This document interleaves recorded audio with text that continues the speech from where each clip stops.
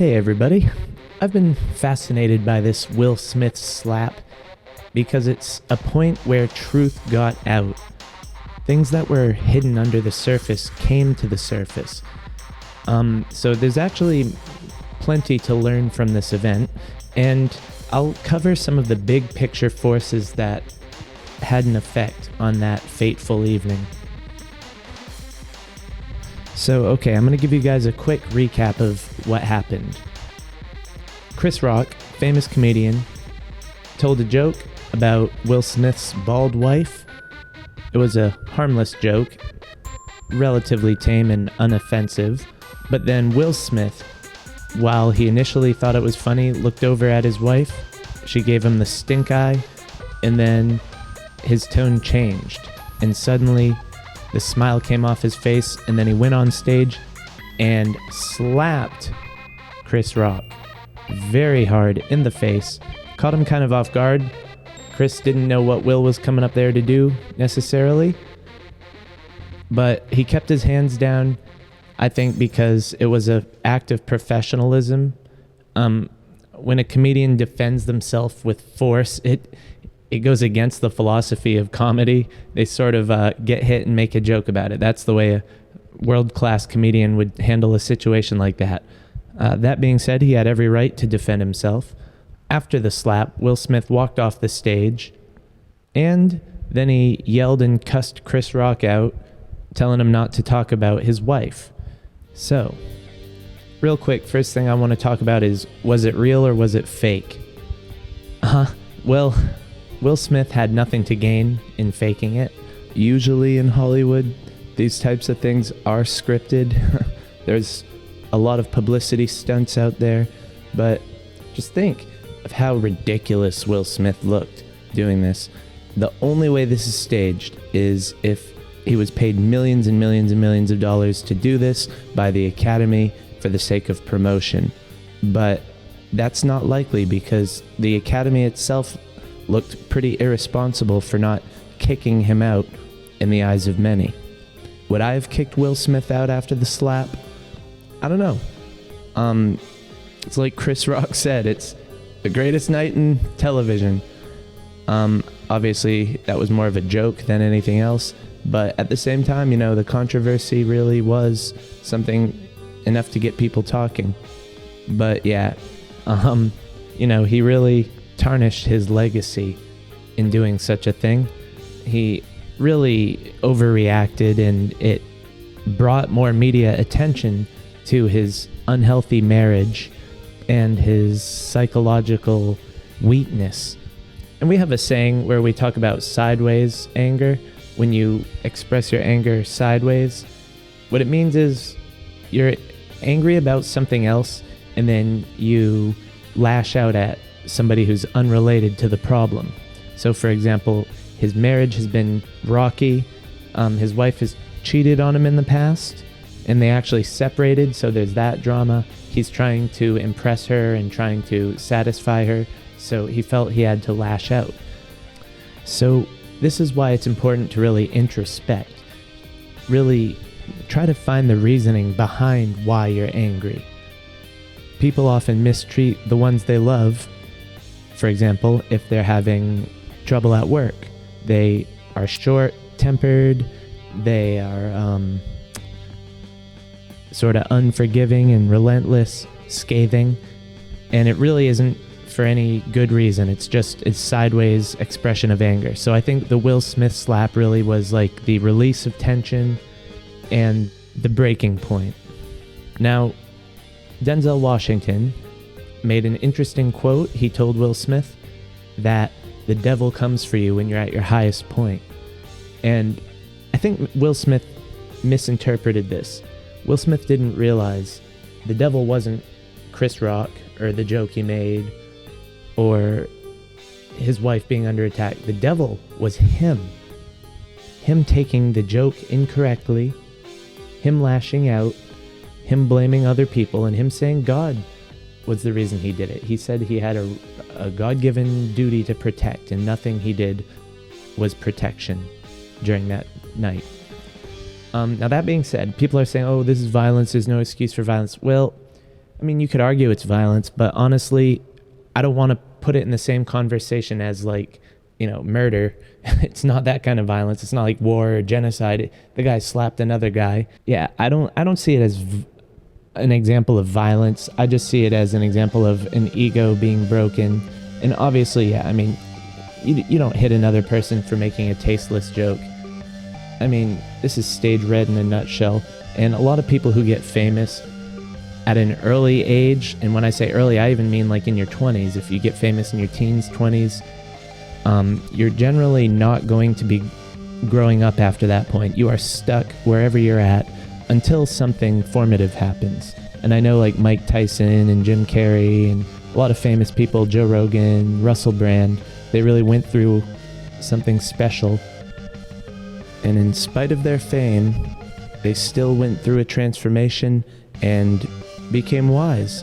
But many celebrities are spoiled from a young age, and then they stop growing psychologically.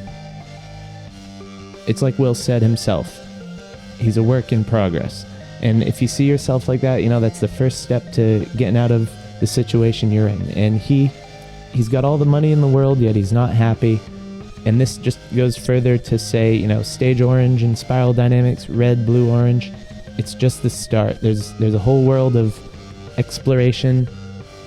There's a whole world of alternate views and new discoveries and corrected misconceptions that most of Hollywood and, most of just the American people in general are more or less closed to.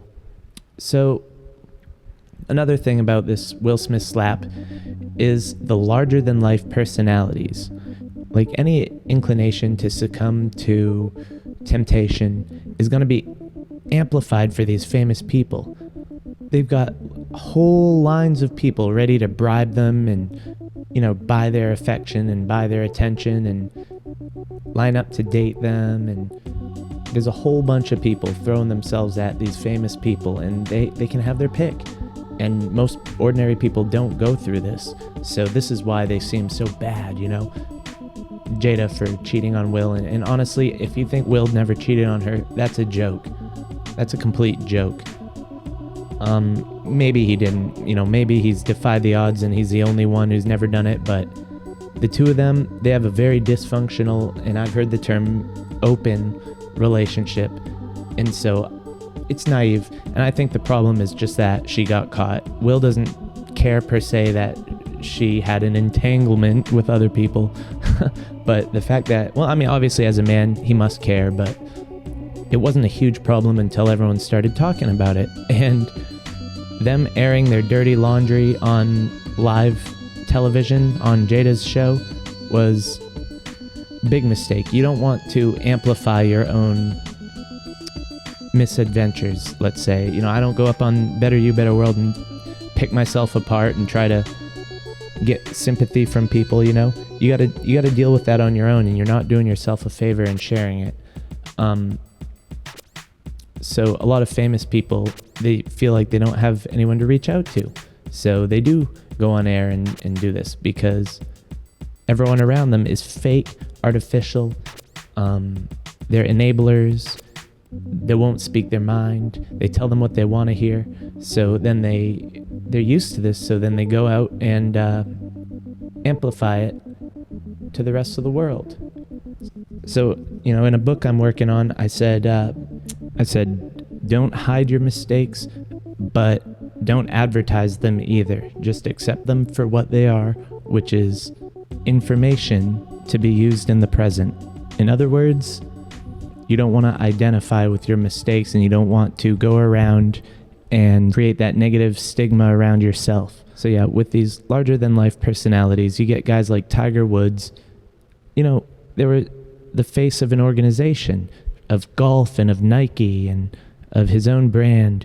And it turns out that he's been cheating on his wife with dozens of women, and that's only the tip of the iceberg that we know about. You got Bill Cosby, who turned out to be drugging and raping women.